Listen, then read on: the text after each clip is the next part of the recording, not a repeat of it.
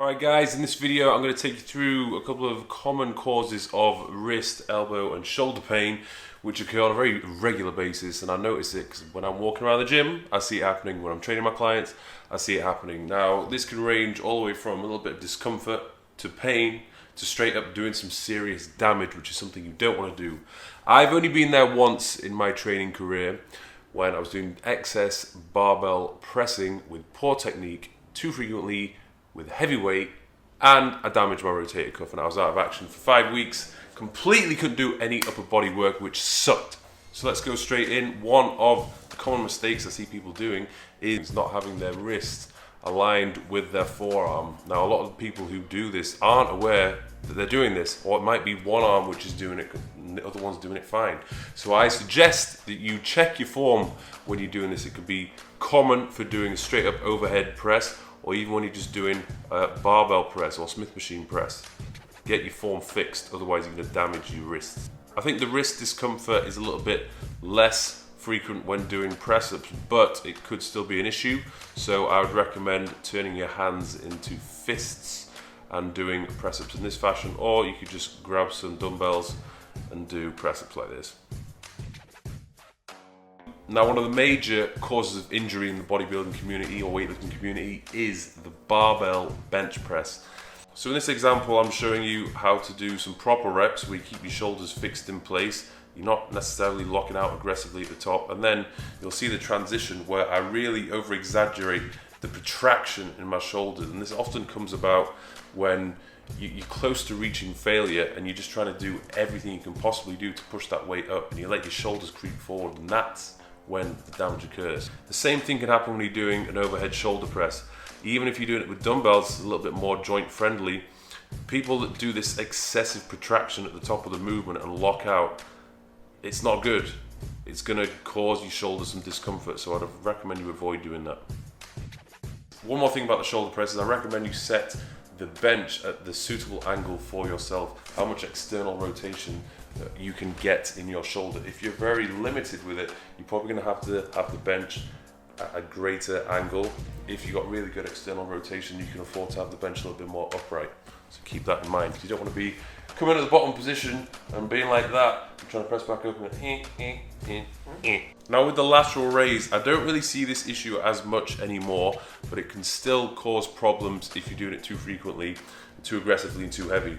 So it's almost like you're having the motion of pouring something out of a kettle. Okay, if you do this too much, there's a lot of internal rotation. I'd always recommend keeping your palms flat.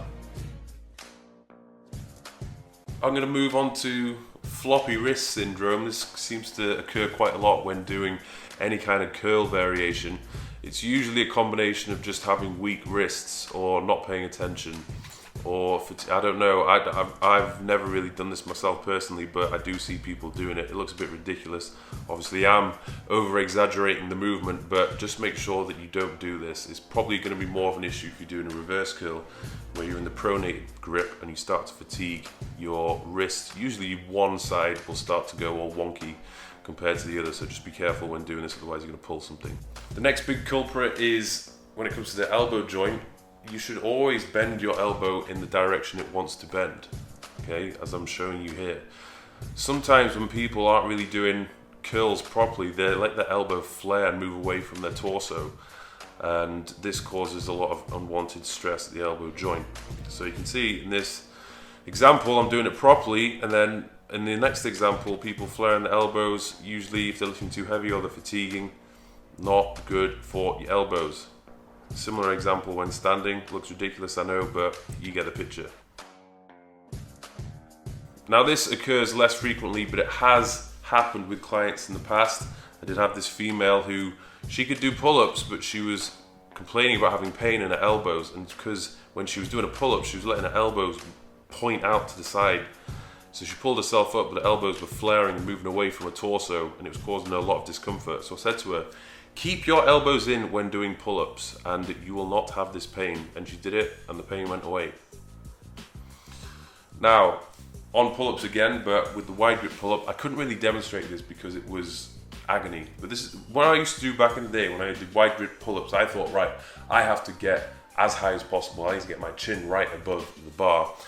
And every time I did this, it would be lat, lat, lat, lat, but then I would do this form of internal rotation to try and lift myself up, and it used to cause so much pain on my shoulder, but I'd never questioned it. I just thought, well, you know, this is what you have to do when doing a wide grip pull-up. So as you can see in the demonstration, when I'm coming to the top of the movement, my elbows start to point backwards and my shoulders internally rotate, and it's just a pretty disgraceful position, which is unnecessary. So you really want to lift yourself up to the point before you start to internally rotate. Now this next one, I don't even know what to say with this one, because it's, in my opinion, pretty ridiculous, but this is very frequently seen by me in a lot of commercial gyms I go to. When I go to bodybuilders gym, I don't really see it as much, but particularly on the lat pull down machine, on the plate pull down, people pull the weight down, but then they go, it's like they go into this kind of dip position as well. In this example, this is very common. I see people doing an overhead press or an incline press on the Smith machine. I don't think they realize they do this, but when they bring the weight down, their elbows just point backwards. Again, they do some form of internal rotation and cause a lot of stress on the shoulder joint. So when you're doing this, just ensure that you keep your elbows underneath your hands at all times. Next exercise is any kind of row. It's usually a machine-based row where people fail to keep their elbows high. They kind of point the elbows downwards, but row the machine or the handles towards them. So they do this little funky curve with their wrist. So if you're doing any kind of machine like this, just keep your elbows high. Place the tension on your upper back, but make sure the elbow's high and that your wrists are in line with your forearm. So there we go, a couple of exercises there which can potentially cause discomfort, pain, injury, whatever it might be. You might not do it, you might be doing everything right. If so, well done. But with a lot of clients I train, and just looking around the gym, I see a lot of people doing this. So general rule from this video, things to take away: always keep your wrist in line with your forearm. Yeah. Let your elbow bend in the direction it wants to bend. Keep your shoulders fixed in place. Whenever you're pushing, keep it fixed.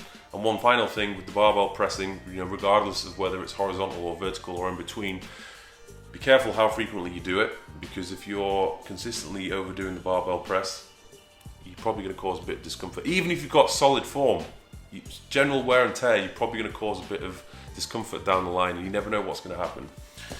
And I probably wouldn't go to failure on those exercises, particularly if you're training on your own, because it's those last, or maybe even just the last rep where you're like, okay, I'm struggling, boom, let me just ruin my shoulders by pushing them forward.